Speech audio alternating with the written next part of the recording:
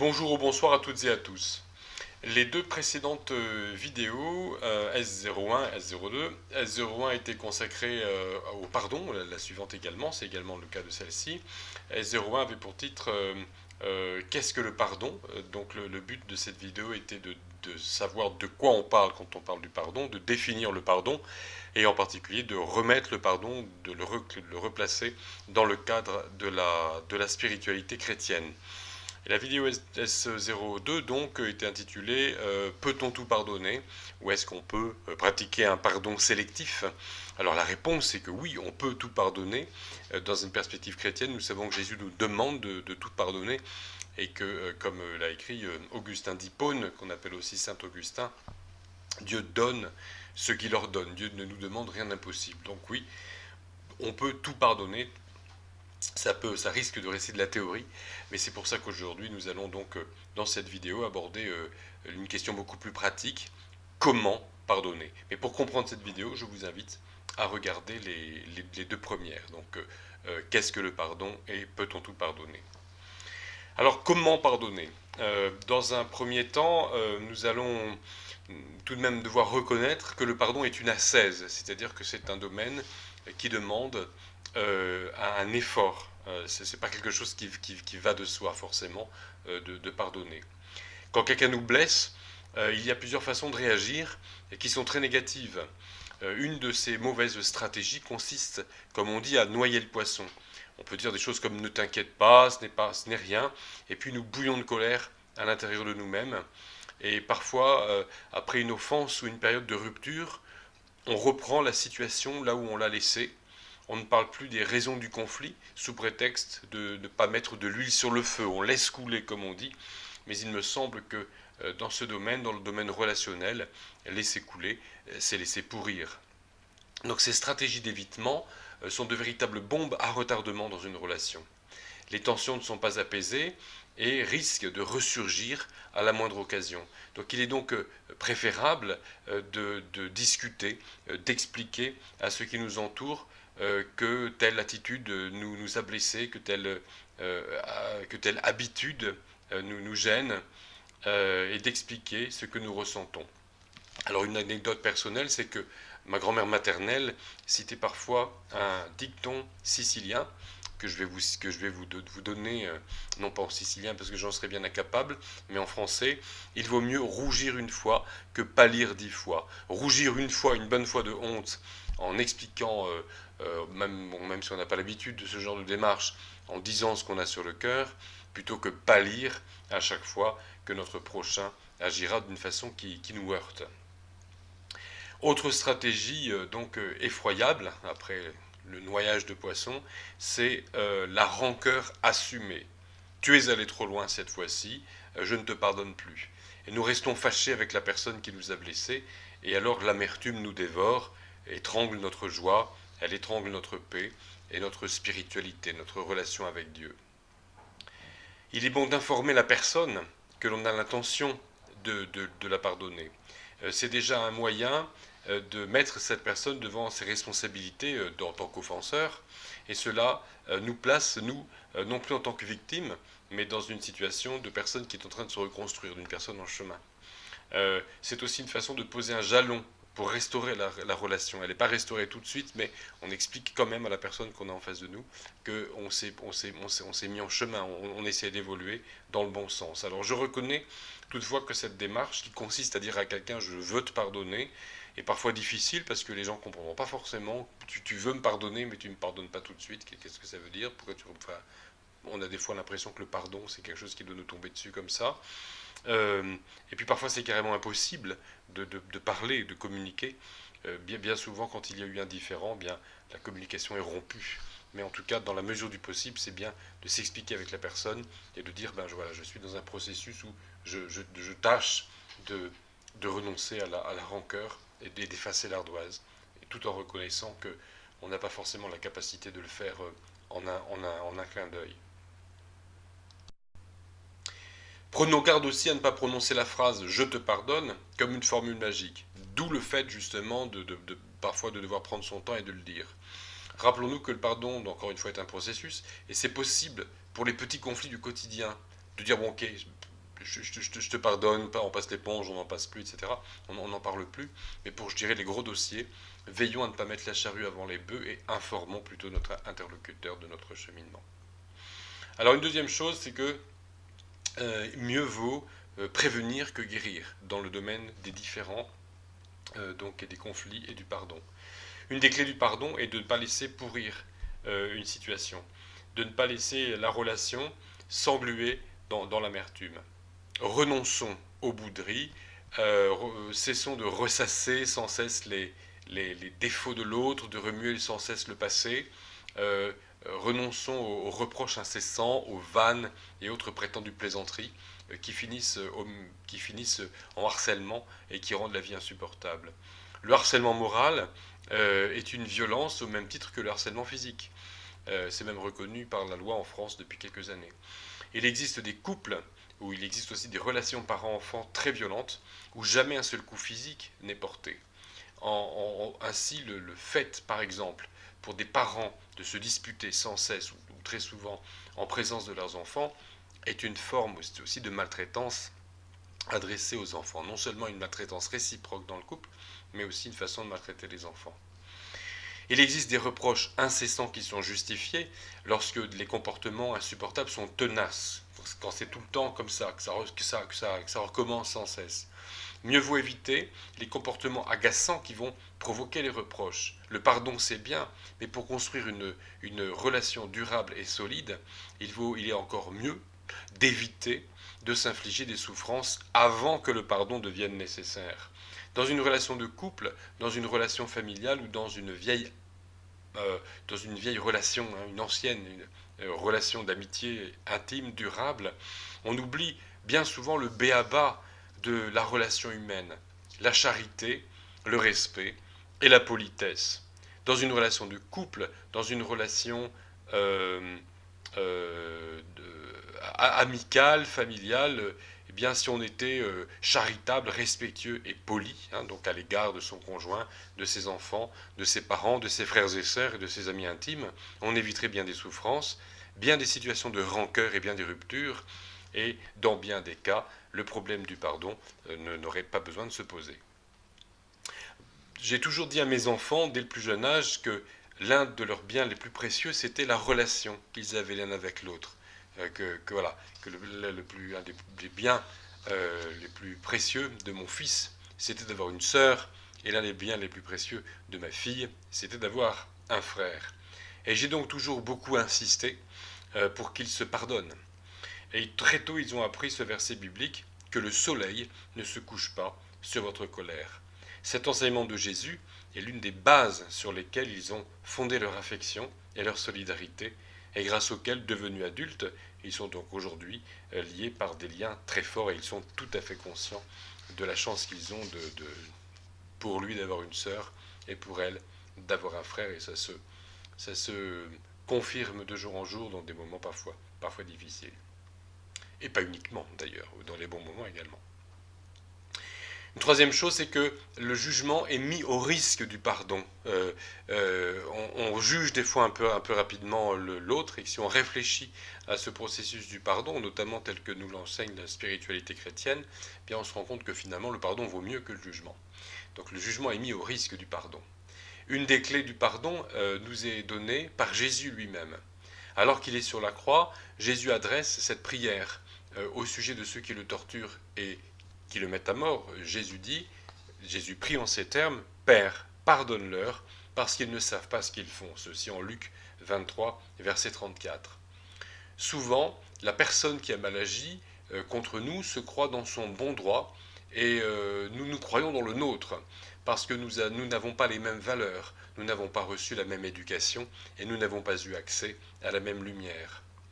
Dans un autre épisode de l'Évangile, l'épisode de la femme adultère, en Jean 8, versets 1 à 11, Jésus prononce cette phrase très connue, « Que celui qui n'a jamais péché lui lance la première pierre ».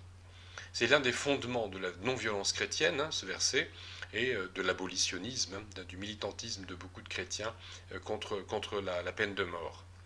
C'est aussi un texte essentiel à l'éthique du pardon.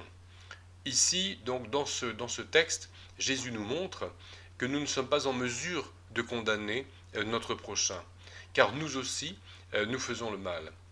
Bien sûr, cet argument qui nous met un peu sur un pied d'égalité avec l'offenseur est difficilement acceptable par une personne plutôt bienveillante, quelqu'un plutôt honnête, plutôt gentil, qui a été vraiment, véritablement victime d'un criminel, notamment les enfants qui ont été maltraités et devenus adultes, ou pas, enfin, enfants maltraités qui en souffrent pour le restant de leur jour. Mais bien souvent, tout de même, réfléchir à nos propres erreurs nous aidera à pardonner celles des autres. Encore une fois, c'est pas facile dans tous les cas. Il est intéressant de noter qu'en français, le mot méchant désigne à l'origine une personne malchanceuse. Quelqu'un qui, en vieux français, donc méchoit, qui malchoit, qui tombe mal. Donc jusqu'au Moyen-Âge, ça voulait dire quelqu'un de malchanceux. Et avec le temps, ce mot a désigné une personne encline à faire le mal, qui tombe mal et qui finalement n'a pas de chance, puisqu'il y a eu ce glissement de sens dans ce mot. Ce n'est qu'avec donc le temps qu'il y a eu une évolution et que le mot méchant a voulu dire ce qu'il veut dire maintenant. Il est même utilisé dans la Bible en français contemporain qu'en français moderne, dans le sens où on le comprend aujourd'hui. Lorsque nous sommes victimes de la méchanceté humaine, souvenons-nous que bien souvent, les gens malveillants le sont devenus, ils sont devenus malveillants du fait de circonstances extérieures, parce qu'ils ont eux-mêmes souffert. On connaît le cliché de l'avocat qui plaide en expliquant au juré que son client a commis les méfaits qui l'ont conduit devant le tribunal à cause d'une enfance difficile. Il y a tout de même là, au-delà du cliché, tout de même une bonne part de vérité. Et j'ai été très longtemps aumônier de prison et je confirme le fait que les criminels sont très rarement des gens qui ont eu une enfance facile et que vraiment, enfin je crois qu'en 12 ans de ministère en tant qu'aumônier de prison, je n'ai jamais entendu un détenu m'expliquer qu'il avait eu un père et une mère qui avaient véritablement tenu la route et qu'ils avaient eu une enfance facile. Donc il y a tout de même un fond de vérité dans ce cliché. Mais oui, mesdames et messieurs les jurés, ses parents, voilà, ou en tout cas son enfance a été difficile et il faut le comprendre. Ça va au-delà du cliché. C'est tout de même aussi largement une vérité.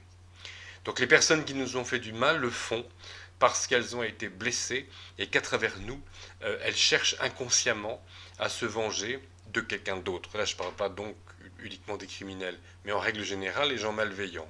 Il y a souvent une volonté inconsciente de se venger de l'adulte, du sexe opposé ou du même sexe que soi, ou de la personne en position d'autorité, des gens qui sont très agressifs parce qu'ils sont agressés, des gens qui sont devenus violents parce qu'ils ont été violentés. C'est très fréquent. Donc bien sûr, quelqu'un qui fait le mal reste responsable de ses actes, et c'est ce que la Bible appelle le péché. Toutefois, prendre conscience de l'ignorance et prendre conscience des blessures des personnes qui agissent mal, ainsi que de notre propre imperfection, eh bien tout cela est de nature à nous aider. Tout cela peut nous aider à prendre le chemin du pardon.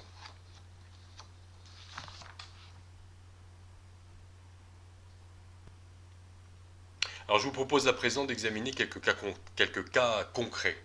Le pardon n'est pas une chose facile et tout dépend notamment de l'attitude de la personne à qui nous avons affaire, ainsi que de la relation, du type de relation que nous avons avec cette personne. Alors tout d'abord, dans une relation, disons tout de même que dans une relation entre personnes de bonne volonté, le pardon a priori est tout de même plus facile. Si l'on veut vivre en paix avec les membres de sa famille, en particulier avec son conjoint, il faut bien sûr pardonner les offenses, mais plus généralement, il faut entretenir une relation de confiance. Ne jamais briser le dialogue, passer l'éponge, se remettre en question. Alors ça fait beaucoup de lieux communs, toutes ces expressions-là. Mais pourtant, encore une fois, au-delà du lieu commun, il y a tout de même des vérités importantes. Tout ceci tout de même me semble essentiel.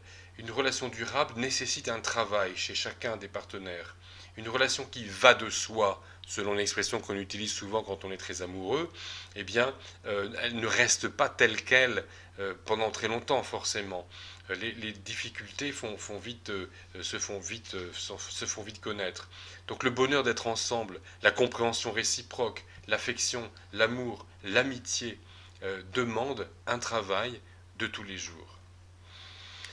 Autre question qui peut émerger, comment pardonner quelqu'un qui ne montre aucun signe de remise en question, hein? Après nous être penchés sur la relation entre personnes de bonne volonté, là, on va imaginer qu'il y en a une qui met de la mauvaise volonté dans la relation.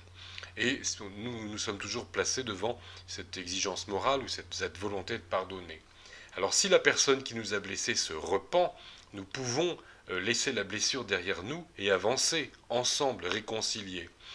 Dans le meilleur des mondes, chacun reconnaîtrait ses torts et ses erreurs. Mais euh, que faire lorsque l'autre se refuse à reconnaître ses erreurs? Il est d'autant plus difficile de pardonner lorsque notre interlocuteur reste campé sur des positions contraires aux nôtres, mais l'exigence de pardonner demeure. Cette exigence risque de tourner pour nous parfois un véritable casse-tête psychologique. Et là, véritablement, comme je le disais au début de cette vidéo, ça demande une ascèse, donc un effort. Comment pardonner à quelqu'un qui fait semblant? Une situation particulièrement compliquée consiste à se retrouver face à quelqu'un qui nous a offensés plusieurs fois, auprès de qui nous avons à chaque fois entrepris la démarche nécessaire pour restaurer la relation, mais dont nous avons constaté qu'il s'agit d'une personne instable, et voire même dont nous savons qu'en dépit de son amabilité apparente, eh bien cette personne continue de nous nuire dans l'ombre et de nous critiquer auprès d'autres personnes, etc. Donc dans une telle situation, il ne s'agit bien sûr pas d'être dupe. Il ne faut pas faire semblant de ne pas se rendre compte de la réalité de la situation. Nous pouvons continuer d'avoir des relations courtoises avec une telle personne, lui pardonner à chaque fois qu'elle revient vers nous, mais nous savons que cette personne n'est pas digne de notre confiance. Encore une fois, pas la peine de faire semblant. Sachons tout de même nous protéger. La bienveillance que nous lui témoignons en dépit de son hypocrisie contribuera peut-être à la faire changer, à la faire évoluer dans le bon sens. Alors de toute façon, ces critiques en sous-main, son amertume, finalement c'est son affaire plus que la nôtre. Autre question, que faire quand l'offenseur est mort? En tant que chrétien, basant ma foi sur la Bible, je ne préconise bien sûr pas de parler aux morts, mais si une personne aujourd'hui décédée nous a fait souffrir, la situation est analogue à celle où l'offenseur est bien vivant mais inaccessible à tout dialogue ou lorsqu'il persiste dans son point de vue. Ceci dit, la mort met un terme à tout espoir de changement. Lorsque nous perdons un être cher, un père ou une mère par exemple, qui nous a offensés, voire maltraités, et que nous aurions aimé voir changer, il y a, en plus du chemin de pardon, un autre deuil à faire. Il nous faut renoncer à voir cette personne évoluer comme nous l'aurions souhaité. La mort nous met au pied du mur. La réconciliation n'aura pas lieu. Pensons à cette perspective avant qu'il soit trop tard. C'est une des multiples raisons pour lesquelles il est préférable d'éviter de faire traîner en longueur le chemin du pardon. Il est particulièrement douloureux de vieillir en ayant gardé de la rancœur contre un parent décédé. Donc c'est la raison pour laquelle il faut véritablement y regarder à deux fois avant de rompre des relations familiales. Parce que d'une manière plus générale, au-delà des parents, les relations familiales doivent être préservées. Prendre ses distances avec un collègue de travail ou un voisin qui nous enquiquine un petit peu, dont l'attitude était respectueuse, ou bien décider que, eh bien c'est sûr, dorénavant, on ne passera plus le réveillon avec tel ami dont on n'apprécie pas la nouvelle compagne, ou qui a perdu notre confiance pour une raison ou pour une autre, eh bien de telles décisions, finalement, n'ont pas de conséquences désastreuses. En revanche, il existe des relations qu'il ne faut rompre, à mon sens, qu'en dernier recours. Il s'agit des relations familiales. Rompre ses relations avec ses parents, ses enfants, ses frères et sœurs, c'est une décision qui, bien souvent, entraîne des conséquences pour de nombreuses autres personnes. lorsque les tensions s'accumulent avec des proches, je conseillerais d'éviter la rupture, mais plutôt, dans la mesure du possible, hein, mais plutôt de demander de la médiation d'autres membres de la famille, d'amis de confiance. Il y a aussi des associations pour ça. En tout cas, l'intervention d'une tierce personne, et de gens, l'intervention en tout cas de personnes extérieures qui ont une bonne éthique, qui ont une bonne vision de ces choses, hein, et qui ne vont pas conseiller trop rapidement une rupture. Euh, donc voilà, c'est important de savoir que la famille, c'est quand même quelque chose qu'il est bon de préserver. Alors dans le même ordre d'idées, il y a le cas particulier du mariage. D'un point de vue chrétien, le mariage est une institution divine, un lien sacré qui doit normalement durer à vie. Là aussi, il est souvent salutaire d'avoir recours à la médiation de personnes compétentes et animées de bonnes valeurs éthiques. Il est affolant de constater avec quelle facilité dans la société actuelle on quitte son conjoint et on fait voler la famille en éclats. Ce n'est pas là le plan de Dieu. C'est clair pour nous en tant que chrétiens. Toutefois, il faut reconnaître que dans certaines situations extrêmes, eh bien, la vie de famille est devenue dangereuse. Et des fois, il y a des positions, des situations, des décisions, des décisions radicales qui doivent être prises. Alors pour conclure, résumons les pistes qui peuvent nous aider à pardonner. La première de ces pistes. Veillons à entretenir de bonnes relations avec notre entourage de façon à vivre en paix. Mieux vaut prévenir que guérir. Autre piste, pardonner veut dire que nous n'avons plus de rancœur. Le pardon implique donc une forme d'ascèse, donc d'effort, de refus de ressasser le passé. Troisième piste, pardonner veut dire que nous abandonnons notre colère et notre amertume sans nier le fait que nous avons été blessés. Les blessures prennent parfois du temps à guérir, et il est inutile de dire ce n'est rien quand il y a véritablement quelque chose de douloureux. Pardonner, c'est admettre l'existence de l'offense en tant que telle, puis remettre malgré tout sa dette à notre débiteur. Ensuite, il est bon de prendre conscience du fait que les personnes qui nous offensent le font sans doute parce qu'elles ont été blessées et qu'elles exercent sur nous une vengeance par procuration sans s'en rendre compte. Ensuite, prendre conscience de notre propre imperfection nous aide à être plus compréhensifs. Notre pardon n'absout pas l'offenseur, n'efface pas l'ardoise de l'offenseur et ne retire pas la responsabilité de ses actes. Mais nous, bien que la personne soit toujours responsable de ses actes, nous renonçons à nous venger. Pardonner ne signifie pas que l'offense n'a pas eu de conséquences pour nous. Nous avons peut-être subi des dommages énormes de la part d'autrui, mais dans ce cas aussi, la nécessité du pardon demeure.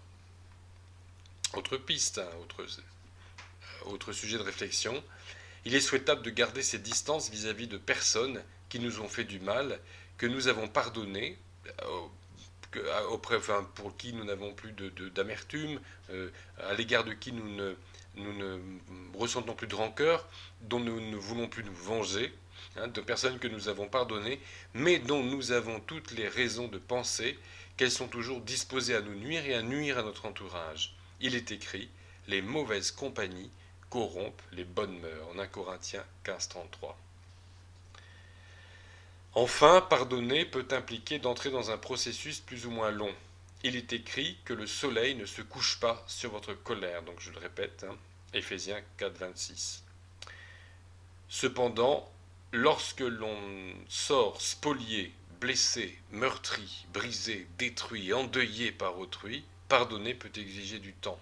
Lorsque le temps passe et que la rancœur demeure, nous risquons d'ajouter à l'offense et à la rancœur une troisième souffrance, le sentiment de culpabilité. Et ici, le remède, c'est la patience.